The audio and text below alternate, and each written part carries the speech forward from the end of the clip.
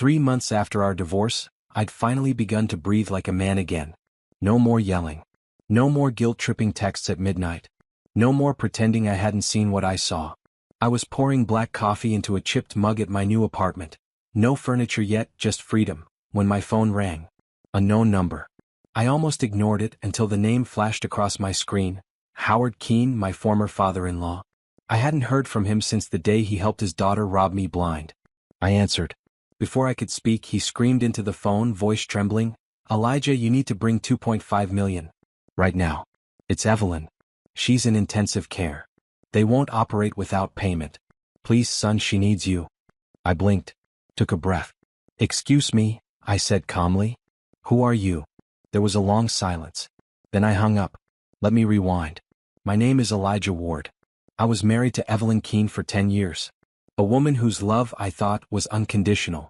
Turns out it came with a long receipt. It all started unraveling the day I got sick. Not emotionally, not a cold, but a rare, degenerative disorder that made my body weak and my mind sharper. I'd stepped back from my company to recover. Evelyn stepped forward, right into my bank accounts. She forged my signature. Sold shares. Moved money. Smiled sweetly at the board. And when I confronted her, "You're not useful anymore," she whispered. "I married a man who could build empires. Not a man who needs help opening a damn bottle." I was stunned silent. And that's when she served me the divorce papers. She didn't know I had already built a failsafe, a second will, a hidden trust, a lawyer who owed me his life. And she didn't know that one day soon, she would be the one begging me to open the door. After I hung up on Howard, I let the silence hang in my kitchen like thick smoke. The man had screamed at me for years, first behind my back, then to my face, then through his daughter. But now his voice was cracked with panic. I poured another coffee. You see, after the divorce, Evelyn and her family thought they'd won. She got the house, the yacht, the sympathy from her friends, and Howard got access to his daughter's future, which apparently meant draining every asset with my name still on it. What they didn't know was that my illness didn't kill me. It made me sharper. While they were feasting on my empire, I was rebuilding it, piece by piece, from a quiet apartment above an old bookstore. I had 2 laptops, a private fund manager, and my will to live. And one more thing, I had receipts. Every dollar Evelyn transferred? Traced. Every lie she told the court? Logged. Every piece of jewelry she bought with my money? Screen captured and time-stamped. I hadn't said a word. I waited. And just when they thought I had disappeared into nothingness, they learned my trust hadn't. You see, I had placed $2.5 million in a locked medical fund, untouchable unless accessed by me. Not Evelyn. Not Howard. Not anyone. So when they rushed Evelyn into emergency surgery and found out their insurance was canceled, because she forgot to pay the premiums in her shopping spree, they realized what I already knew. They were broke. And they needed me. And I had been waiting for this moment. But not for revenge. For something colder. Something quieter. So I picked up the phone and called my attorney. "Activate Clause 17, I said. He paused. "Are you sure?" "Yes," I replied. "Let's see how loyal her lover is when she's penniless and broken." Because they hadn't just stolen from me. They buried me alive. And I clawed my way back for this. The doorbell rang. It wasn't Howard. It was Evelyn. On her knees. She stood there in the same heels she bought with my money, mascara running like ink down a broken page. Evelyn looked nothing like the woman who once rehearsed courtroom tears. This time her tears were real. "Elijah," she whispered. "Please, she's dying." I let the silence bleed between us. She wasn't here for forgiveness. She was here for funding. "She," I said. "The woman who stood in court, told the judge I abandoned you while you cried into a Chanel scarf and moved your boyfriend into my bed the next week?" She tried to speak, but I wasn't done. "You want $2.5 million from a man you buried?" "I know what we did was wrong," she said, voice trembling, "but she's my daughter too." I tilted my head. "Is she?" Evelyn flinched. Because we both remembered the lie she whispered in my ear the night before our wedding. "If the timing's off, we'll say she's premature." My silence over the years had given her a false sense of safety. But I kept records. I kept timelines. I kept receipts. And I wasn't done. I stepped aside, not to let her in but to show her someone else behind me. Detective Graves. "Ms. Evelyn Moore," he said, holding up a warrant.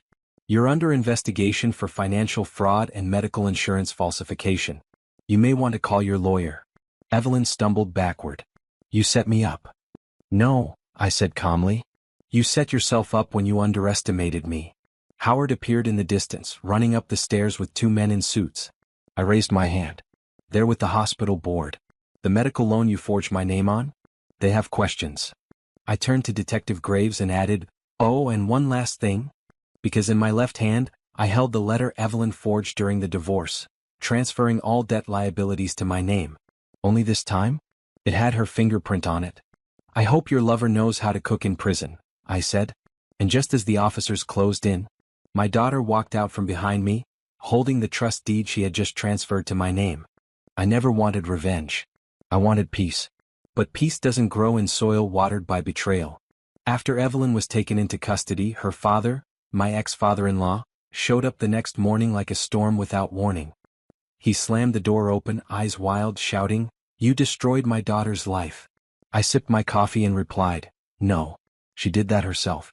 I just made sure the truth didn't stay buried." He threw a folder at me. Inside, medical reports, fake invoices, insurance approvals with my forged signature. "You ruined everything," he roared. "She needed help. She needed consequences," I corrected. "For once." He reached into his coat, but my assistant, Marla, had already triggered the silent alarm. Sirens in the distance. "You'll pay for this," he snarled. "I already did," I said. In silence. "For 10 years. Then I opened my drawer and slid across the table a USB drive labeled, "For the day they all return." Inside it, copies of all the audio recordings Evelyn left in her wake, bragging to her lover about what she'd get away with, mocking the courts, laughing about the paternity test she never filed. He didn't take the drive.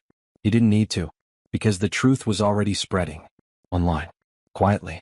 Anonymously.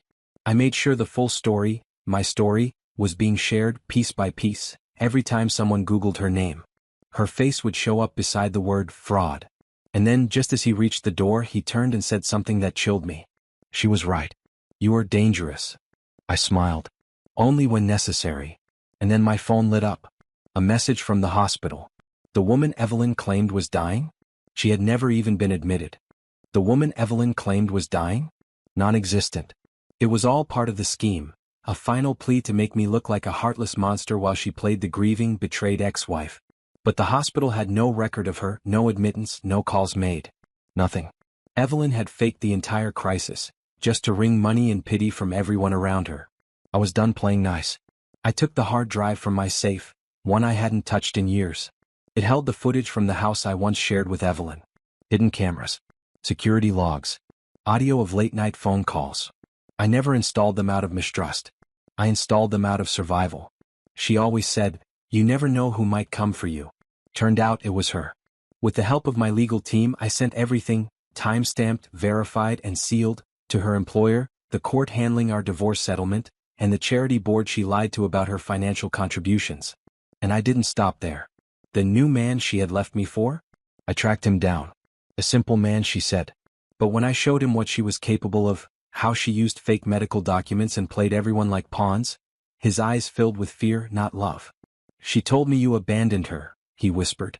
"She tells everyone that," I said, handing him the printed court records. He didn't say a word after that. Later that evening, Evelyn called. Her voice, once arrogant, trembled. "You ruined everything." "No," I said. "I just exposed it." Then I hung up. And the next morning, I found a black envelope on my doorstep.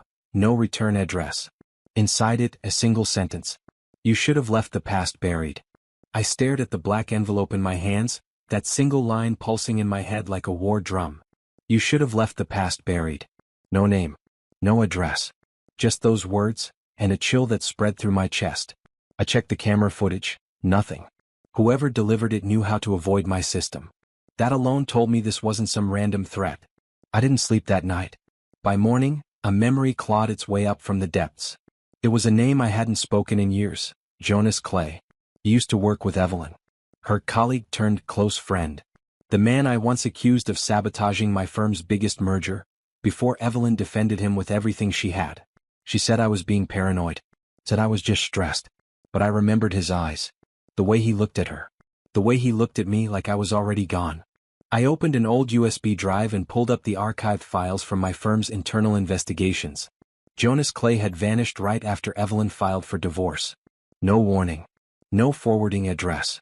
Like he never existed. Until now. And then the doorbell rang. I looked through the peephole. A man stood on my porch, middle-aged, suit slightly wrinkled, holding a briefcase. He wasn't a threat. Not visibly. But something in his eyes. He lifted the case and spoke calmly. "Mr. Ward, I was told to deliver this. It's from Jonas Clay." I opened the door slowly. Inside the briefcase was a stack of files, a burner phone, and a single photo. Evelyn. Holding hands with Jonas.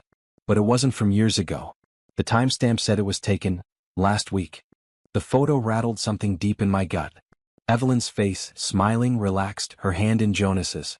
It wasn't nostalgia. It was betrayal given a timestamp. I stared at the burner phone inside the briefcase. It rang. Before I could decide whether to answer, it stopped.